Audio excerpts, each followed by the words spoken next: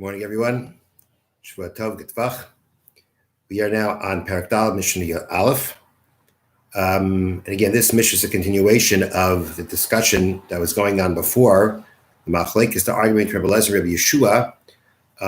There, the situation was where you had this jug, and you had the dates on top and the dates on bottom, and then you had a number of jugs like that. And one of those jugs you pressed in at the top, at the mouth of the jug, figs of truma. You don't know which top it was in.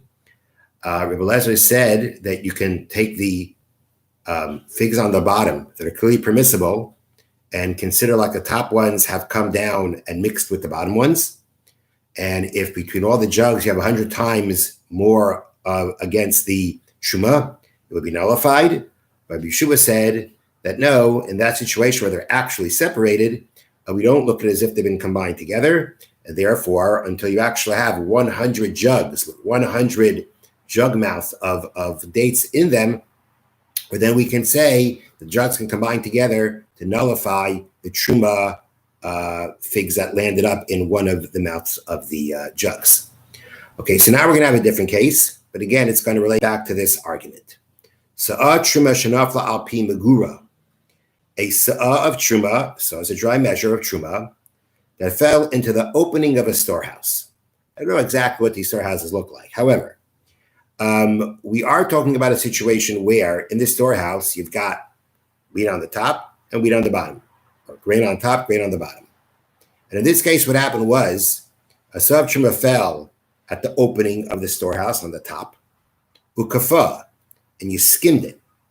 You went ahead and you skimmed off basically a layer, and maybe a little bit more, and a little bit more, to make sure that you have now removed all the truma that fell in.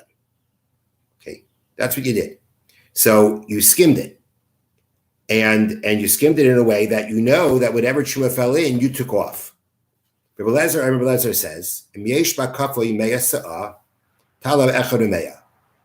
if you have in what is skimmed 100 sa'ah, then 101 will be able to raise up, able to nullify the truma figs that fell in.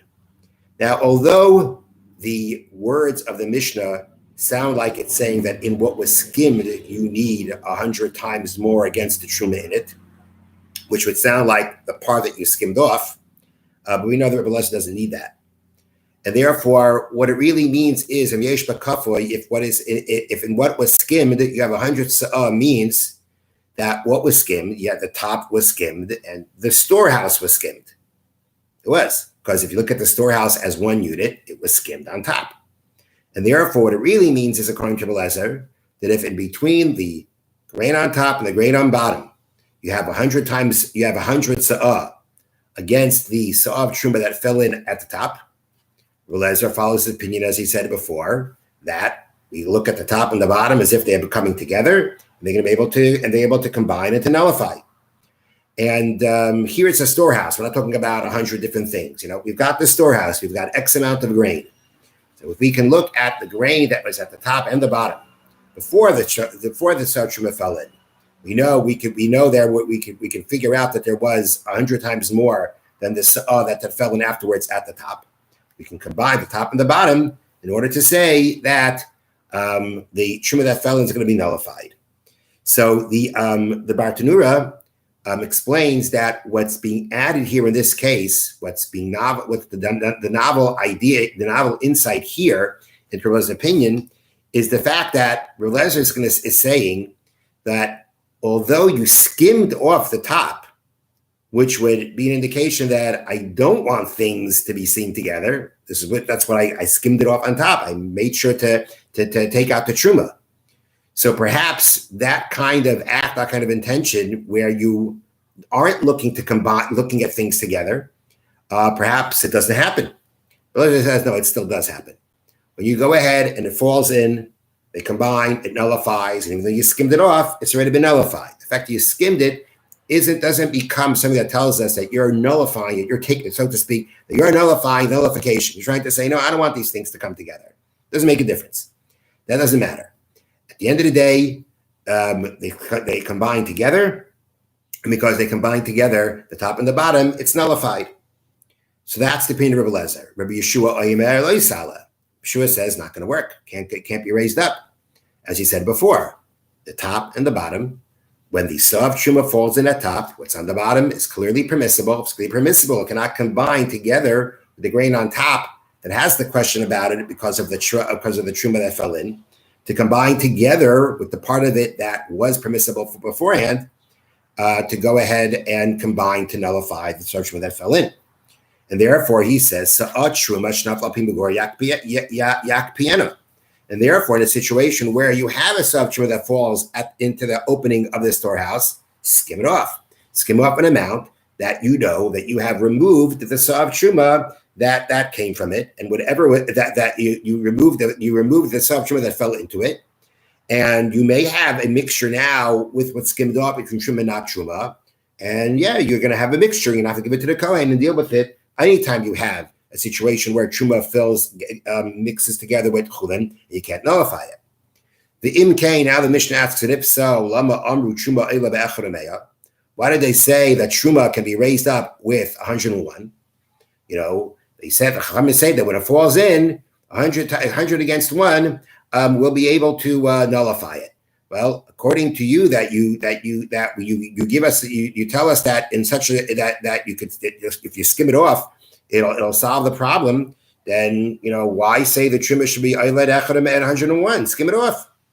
And the answer is im eino yedua in belulai saying elayin afla. The answer is if you don't know if they got mixed, meaning in the case, going back to the case of the storehouse, okay, it fell on top. But maybe at a certain point of time, you're concerned or you really have a doubt, maybe it all fell to the bottom. And therefore, it doesn't help anymore to say I have separate things. I'm not going to combine the two together, but I can't combine the top and the bottom. But at the same time, I'm not going to be able to skim anything off because maybe it fell in. And that's it. So let's put it this way. You don't know if they are mixed together. So again, what does that mean? That means that if one isn't sure whether the truma remained on top or if it mixed with the rest of the storehouse, meaning when it first fell in, you don't know what happened. Did it stay on top? Did it mix into the bottom? Okay, well, in that situation where we really have a separate, we really have a question, then we're going to have to go ahead and deal with the 100 against 1.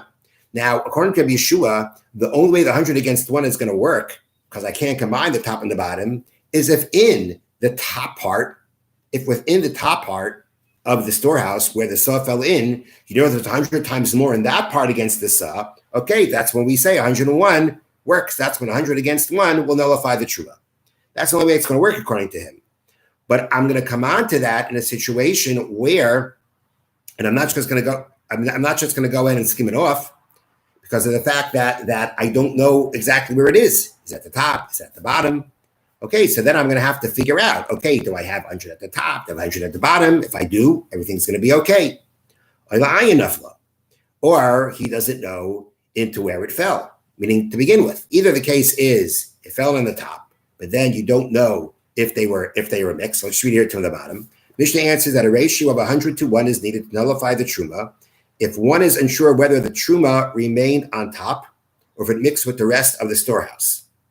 Similarly, a ratio of 100 to 1 is needed if one is unsure where in the storehouse the sub truma fell. Right.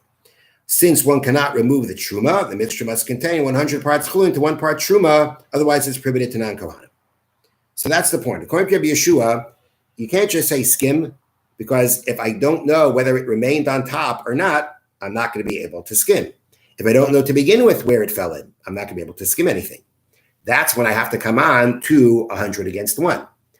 According to Rabbi Yeshua, the ratio of 100 to 1 is going to have to, if you don't know where it is and you want to be able to be permitted to eat this grain, and I have to give it to a kohen, then you're going to have to, again, if you don't know where it is, you're going to have to, there's 100 in either possible case where it is. If it's 100 against it, then it's going to go ahead and be nullified. If it's not, then it's not going to be nullified. Skimming is going to help where you know where it fell. You'll skim it off, and once you skim it off, you'll solve your problem. And it also would seem that, right? It would also seem that according to Rabbi Yeshua, at least according to Rabbi Yeshua, that in a situation where you could skim, that is what you should be doing. Now, that may not be necessarily correct.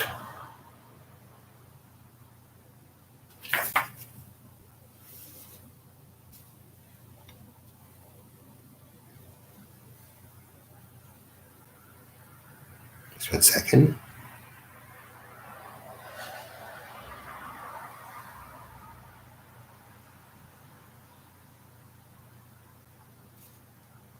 Okay, that's something to think about. If according to Yeshua, what if you have 100? What if there's a choice? Let's say you have a choice where it fell at the top, it's at the top. There's a choice of either skimming it or maybe 100 times against it. What would you do in that situation? Not clear to me. Not clear. But clearly, Rabbi Yeshua was saying in our Mishnah that where the combination, where you can't make the combination from the top and the bottom, you're going to skim it off. And in a situation where you don't know where it is, you'll have to revert to 100 against 1. You'll have to rely again on the ratio of 100 to 1 in order to nullify it wherever it might be. Okay, the Sefer HaMitzvot.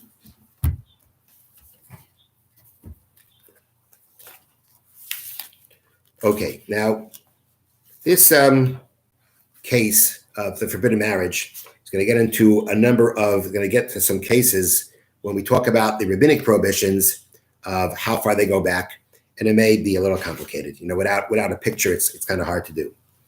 So we have 3 mitzvahs here. Mitzvahs loisas shalavai al isha uvita shenemar ervas isha uvita loisagalei. Prohibition against being intimate against a woman, being intimate with a woman and her daughter. Mitzvahs loisas shalavai al isha vaspina. Prohibition against being intimate with a woman and her daughter's daughter. And